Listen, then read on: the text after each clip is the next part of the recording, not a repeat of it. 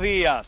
Realmente comenzó el año, comenzamos marzo y ya se empiezan a deslumbrar algunos problemas internacionales y nacionales. Nacionales, lo lógico, venimos de una campaña bastante magra en lo que tiene que ver con la campaña de trigo, un 50% menos. El maíz realmente va a ser bastante floja y girasol no comenzó con los rindes que tenía que esperar. Estamos entrando ya en la última parte de trilla de girasol, que es aquí en el sudeste, con rindes bastante dispares. Y nos lo va a costar contando nuestro amigo Alejandro Astaita de Terra ahora en la nota que vamos a estar presentando.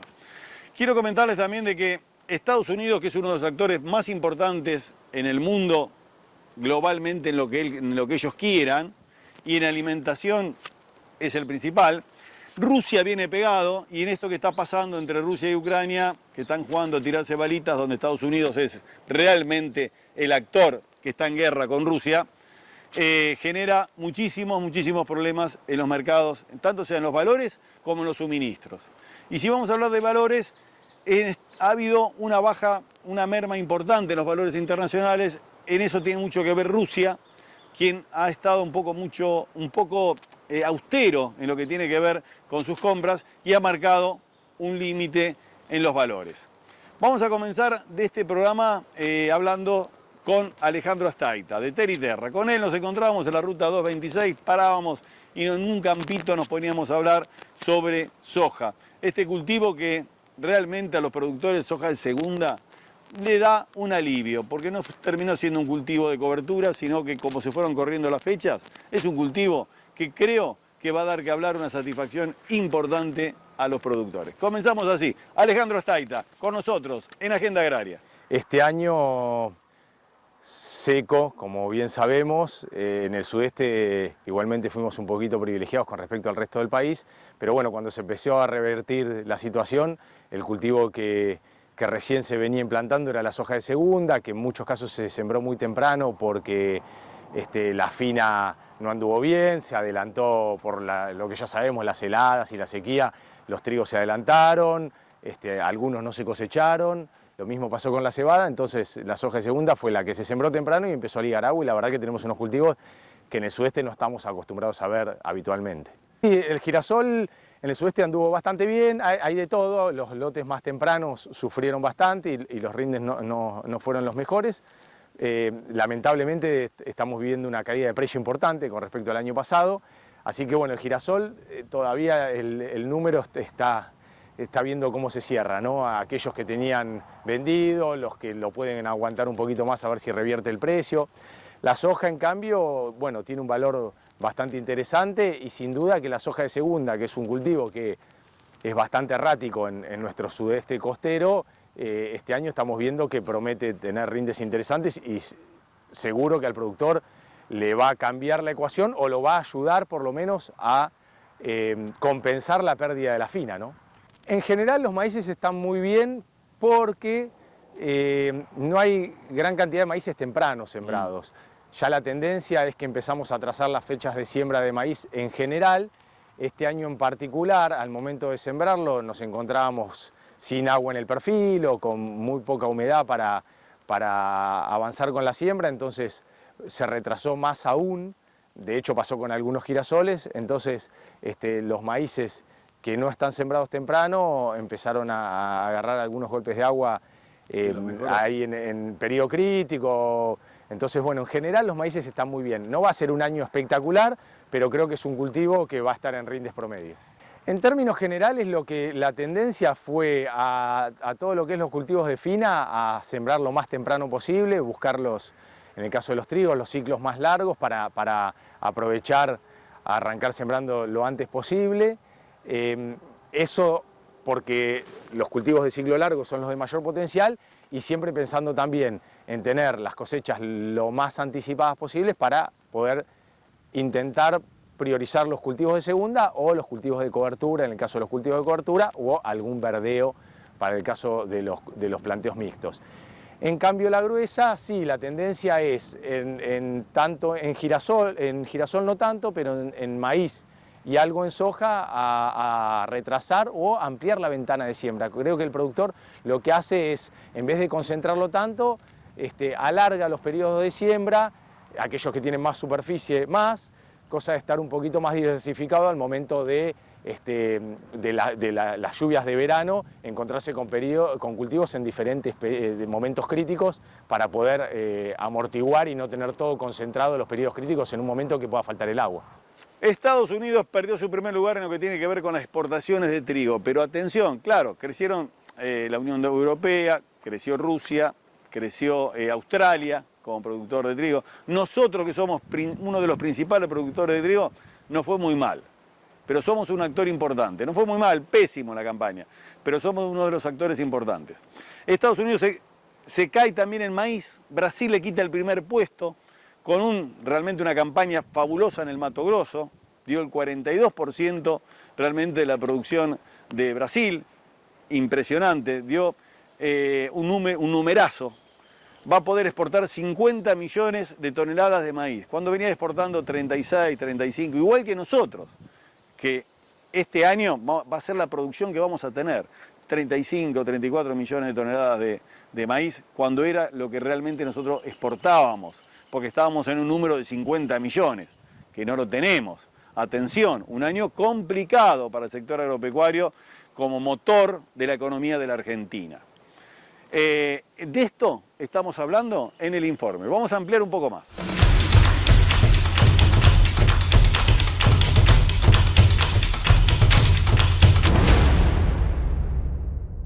Estados Unidos perdió su lugar como el mayor exportador de trigo del mundo hace una década.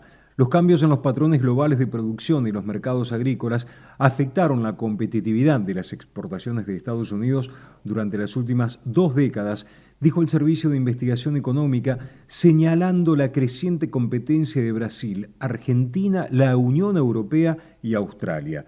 Brasil podría suplantar a Estados Unidos este año comercial como el principal exportador de maíz por segunda vez y, a pesar de algunas desventajas, el liderazgo brasileño en las exportaciones de maíz puede no ser temporal, dijeron 3 economistas agrícolas de la Universidad de Illinois a mediados de marzo. China se convirtió en el principal importador de maíz brasileño en enero. Un informe de Luzda analizó las tendencias de las exportaciones de maíz, trigo, soja, algodón y nueces de árbol entre 2000 y 2021. Estados Unidos no negoció ningún acuerdo de libre comercio nuevo entre el 2012 y 2020, lo que potencialmente limitó sus oportunidades de exportación en algunos mercados emergentes, mientras que los competidores firmaron múltiples tratados durante ese periodo, dijeron los 4 autores del trabajo.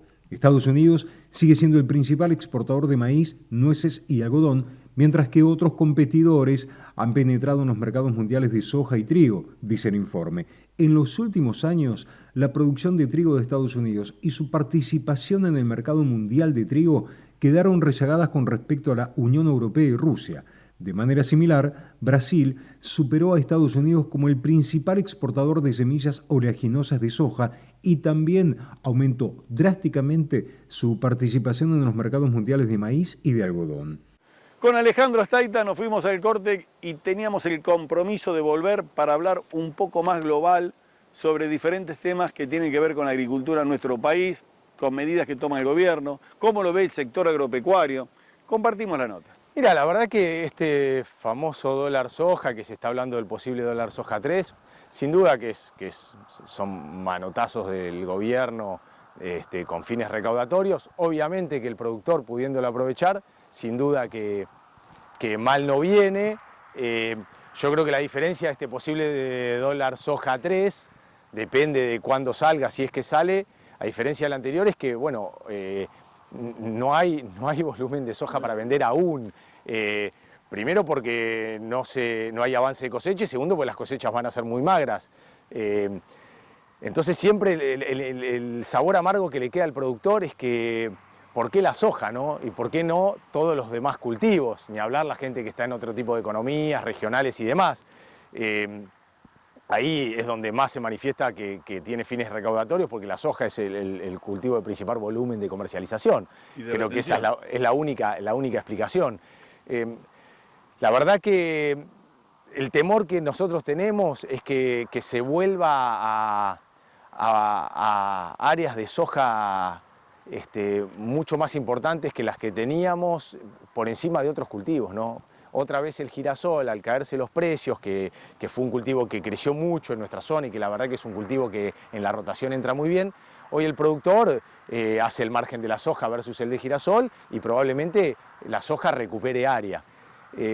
Cosa que desde el punto de vista agronómico no está bueno, porque está bueno que la agronomía se haga en función de la agronomía y no en función netamente de mercados y de coyunturas. Año electoral, el productor ya tiene sus temores, sus antecedentes y busca hacer cultivos de la menor inversión posible y que los pueda aguantar y la soja siempre termina siendo privilegiada por estas necesidades coyunturales de los gobiernos muchas veces. Sin duda no está la fiebre del año pasado de esta época de llevarse puesto todas las bolsas de girasol que hubiera en el mercado, por esto que te acabo de decir. Sí, el productor va tomando decisiones y haciendo compras anticipadas por temor a que algo no haya, ¿viste? La falta de dólares en el país, que todos sabemos y que todos escuchamos y que todos vivimos, no solo en el sector agropecuario, desde aquel que tiene que comprar un juego de cubiertas para un auto o una camioneta, sabe lo dificultoso que se hace, los tiempos que se manejan, que a veces no hay, que hay que esperar, o ni hablar los industriales con determinados repuestos. Entonces, como eso ya está incorporado en la diaria de la gente y por ende del productor, el productor se anticipa a intentar asegurar por lo menos los insumos básicos para los cultivos. Nosotros tenemos que ir anticipándonos a la necesidad del productor y garantizar el abastecimiento, por eso que nos obliga a estar ágiles, a estar despiertos y mantener siempre la posibilidad de estoquearnos y de comprar de la mejor manera posible. Hacemos una pequeña pausa, pero seguimos compartiendo material que tenemos en Agenda Agraria con ustedes. Tenemos informes, noticias y más notas preparadas para estar con ustedes. En Rizobacter creemos que la agricultura hay que hacerla como nunca. La microbiología agrícola nos dice qué hacer, porque cada semilla, raíz o cultivo sabe lo que necesita y trabajamos todos los días para también saberlo nosotros, sin dejar de pensar que alrededor hay un productor, una familia, una ciudad. Rizobacter, mejor agricultura. Para tu campo nuestros híbridos, antes de todo potencial, sanidad y estabilidad. Antes de todo, vos. Campaña Maíz Tardío 2022. KWS Argentina. Hotel Facón Grande. Reconquista 645, Buenos Aires. Hotel Facón del Mar. Avenida Colón 2198, Mar del Plata. Hoteles con tradición de campo. Este verano, vayas donde vayas, disfrútalo a pleno con la mejor carne del mundo. Carne Argentina. Encontrá las mejores recetas en www.carneargentina.org.ar. Ya se nos hizo costumbre. Cada vez que decimos somos Tecnomil, los creadores de Atramil, la respuesta es cantada. Ah, así que son ustedes. Y decimos cantada porque es música para nuestros oídos. Porque es ese de más vale que te conozco. Así que somos Tecnomil, los creadores de Atramil. Te invitamos a conocer nuestra línea completa de fitosanitarios pensados y desarrollados para ofrecerte soluciones en cada etapa de tu campaña. Tecnomil, crecemos en la misma tierra. Montenegro Maquinarias te presenta la Rastra Diamante, notablemente eficaz en la eliminación de malezas. Una herramienta ideal para utilizar antes de la siembra o después de la cosecha. Rastra Diamante, el complemento perfecto para una agricultura estratégica y sustentable. Conoce más en montenegroargentina.com.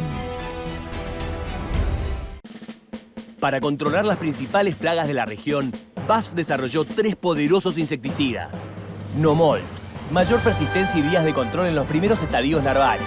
Pirate, control contundente y rápido en orugas. Fastac Duo, efectivo sobre ninfas y adultos de chinches. Juntos forman la unidad antiplagas de BASF. 3 aliados, una misión: controlar todas las plagas. BASF, we create chemistry.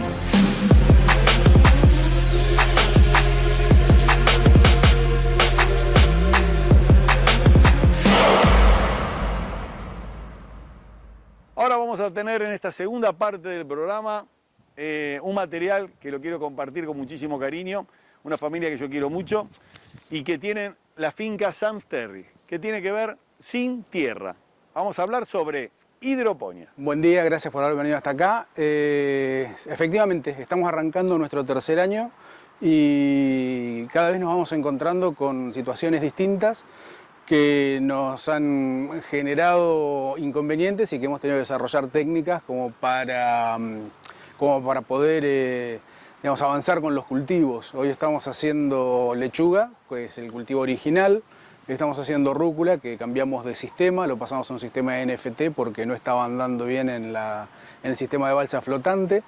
Y anduvimos muy bien con albahaca este año, arrancando temprano. Es en tubo en tubo. Claro, el NFT es el sistema de película de nutrientes que se cultiva en tubos y una película muy delgada de nutrientes pasa, digamos, y riega las raíces. A diferencia de lo que tenemos mayoritariamente, que es balsa flotante, donde las raíces están todo el tiempo sumergidas en la solución nutritiva y la oxigenación se va produciendo en nuestro caso, utilizamos un sistema de recirculación de agua y caída para generar oxígeno para las raíces.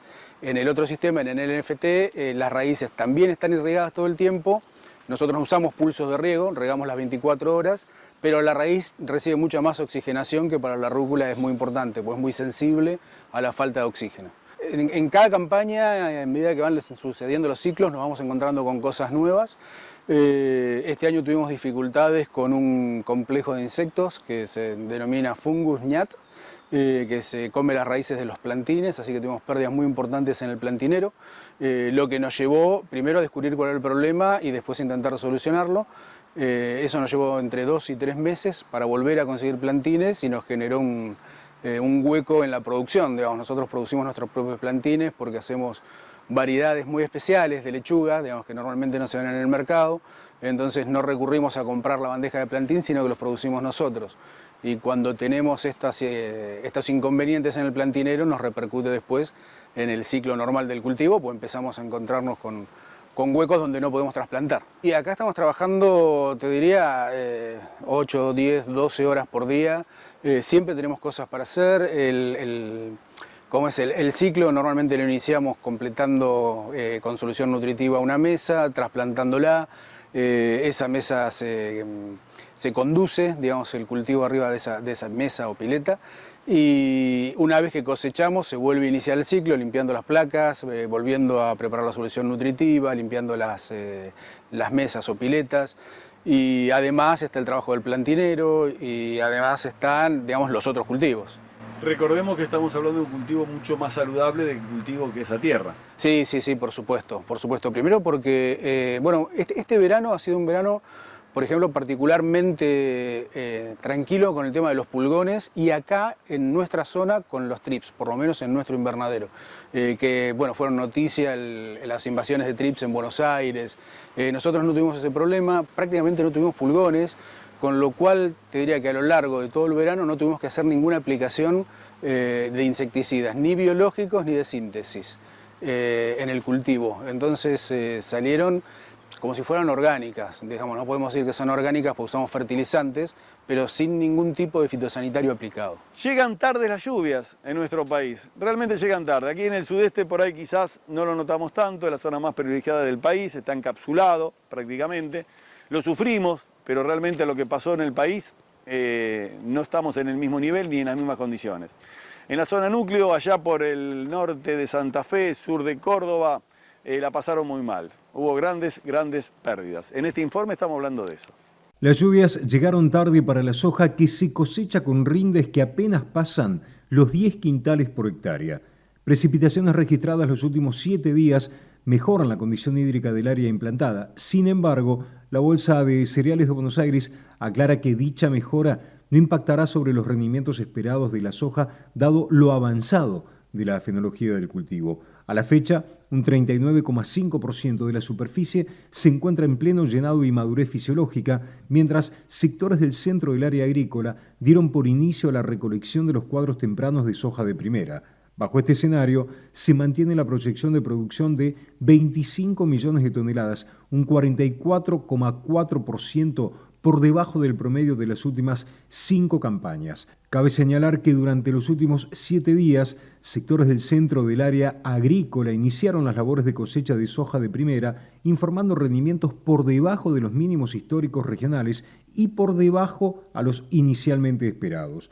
Sobre el núcleo sur, localidades como Junín o Baigorritia reportaron rendimientos cosechados de entre 10 y 15 quintales por hectárea respectivamente, mientras que sobre el centro-este de Entre Ríos y el sur de Córdoba fueron informados rendimientos de 7 quintales por hectárea en localidades como Crespo y La Carlota, respectivamente. Paralelamente, un 6,7% del área apta de soja de segunda se encuentra entre inicio de fructiferación y pleno llenado de grano. Se esperan importantes mermas en los rendimientos como consecuencia de las altas temperaturas y la ausencia de humedad, siendo el centro-norte de Santa Fe, ambos núcleos, y el centro-este de Entre Ríos, donde se concentra el 40,7% de la superficie sembrada, las regiones más afectadas. Seguimos hablando sobre hidroponía, seguimos hablando de cómo se puede comercializar. La primera parte fue, ¿qué es hidroponía? ¿Cómo se hace? ¿Cuáles son los cultivos que se están haciendo? Y en esta segunda parte con Alejandro vamos a hablar de cómo se comercializa, cómo se puede comercializar, qué interés tiene la gente y qué conocimiento. Año a año, como te decía, este es el tercero que estamos arrancando, la gente va conociendo cada vez más el producto.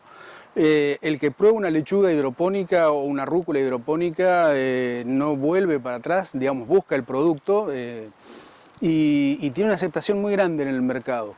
Nosotros comercializamos a través de supermercados, a través de verdulerías y estamos mandando al interior de la provincia en camiones térmicos 1 o 2 veces por semana pedidos. Y como te decía, es un producto muy sano, con un sabor distinto, con un sabor más intenso, tiene características distintas al producto tradicional. Nosotros estamos comercializando todas las semanas, hacemos por lo menos 3 cosechas por semana. Le queremos llegar a hacer 5, es decir, hacer una cosecha por día y una entrega por día. En cada cosecha estamos entregando entre 400 y 500 plantas aproximadamente y es durante todo el año. Digamos, nuestra aspiración, salvo que tengamos inconvenientes como el que te comentaba de los agujeros temporales que tenemos por falta de plantines, si no cosechamos todas las semanas y todas las semanas entregamos las 52 semanas del año. Estamos mandando para el centro de la provincia de Buenos Aires a Trenquelauquen. Tenemos un distribuidor que compra normalmente acá en el mercado y nosotros le acercamos el producto nuestro, como es envasado y preparado, él se lo lleva y lo distribuye en la zona de Trenquelauquen y alrededores. Es una curva ascendente, la gente, como te decía, se va acostumbrando, va conociendo el producto y bueno, normalmente nosotros nos encontramos con la demanda cuando no podemos satisfacerla, con la demanda del cliente, me refiero. Como nosotros trabajamos mayoristas, nos encontramos que nuestros clientes nos están pidiendo porque la gente les pide el producto cuando nosotros no podemos abastecer porque nos quedamos sin stock. Entonces eso nos muestra que el producto se va conociendo cada vez más y que la gente lo aprecia, realmente la gente lo aprecia. Tenemos un proyecto de crecimiento para duplicar la superficie en el próximo año, estamos apuntando a eso.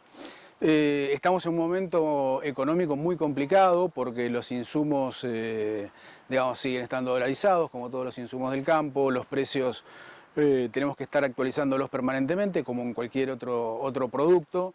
Entonces, cuando estamos trabajando con números que son finitos y además son inciertos, el pensar en una expansión es todo un análisis, ¿no es cierto? ¿No hay línea de crédito para esto? No, no hay línea de crédito para esto. En la provincia de Buenos Aires tiene algunas líneas de crédito que tienen que ver con productos agroecológicos, pero a la hidroponía no la dejan afuera, no la consideran agroecológica, más allá del sistema que vos estés utilizando. Hay líneas de riego, hay algunas otras líneas del Ministerio de Desarrollo Agrario, pero específicamente para hidroponía no. No vamos a ir al corte comercial, pero vamos a estar volviendo con algunas breves noticias. ¿Qué pasa con China como formador de precio internacional?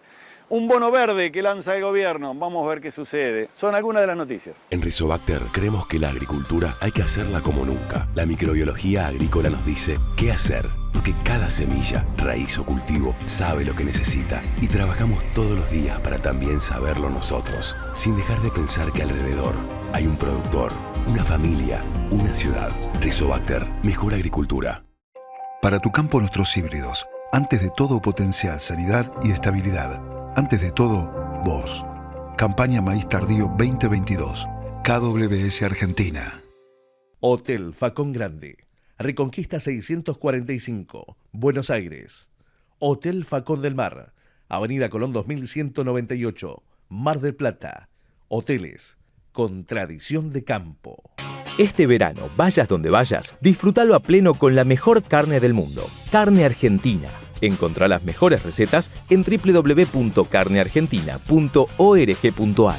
Ya se nos hizo costumbre. Cada vez que decimos somos Tecnomil, los creadores de Atramil, la respuesta es cantada. Ah, así que son ustedes. Y decimos cantada porque es música para nuestros oídos. Porque es ese ah de más vale que te conozco.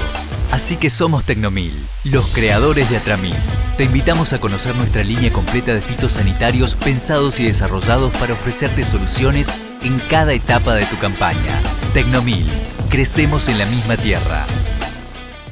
Montenegro Maquinarias te presenta la Rastra Diamante, notablemente eficaz en la eliminación de malezas. Una herramienta ideal para utilizar antes de la siembra o después de la cosecha. Rastra Diamante, el complemento perfecto para una agricultura estratégica y sustentable.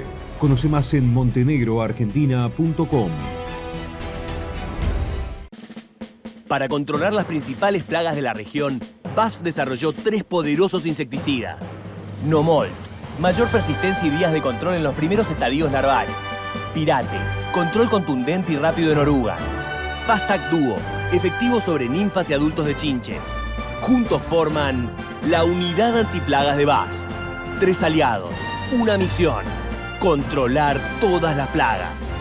BASF, we create chemistry. Entra a www.agendaagraria.com.ar y volvé a ver el último programa.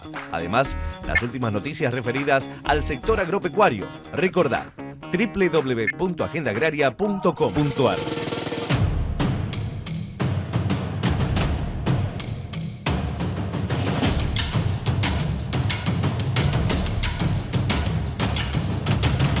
Noticias destacadas de la semana. Importaciones chinas. El primer bimestre cierra con altos volúmenes, pero con precios más deteriorados.